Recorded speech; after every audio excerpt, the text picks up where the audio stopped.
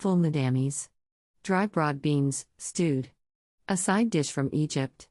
Serves You will for need 5 ingredients.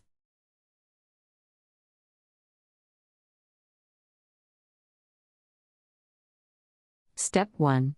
Place beans and lentils in stewing pot with at least 3 times their measure in water.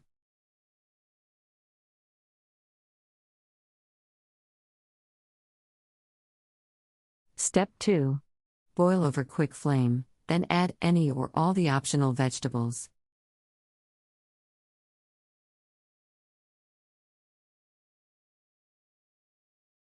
Step 3.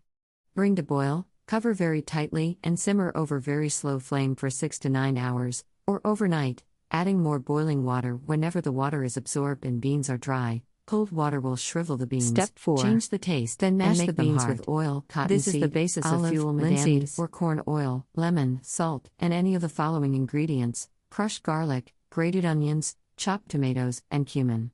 Step 5. Hard-boiled eggs, onions soaked in vinegar. The local flatbread and mixed pickles are always eaten with these beans.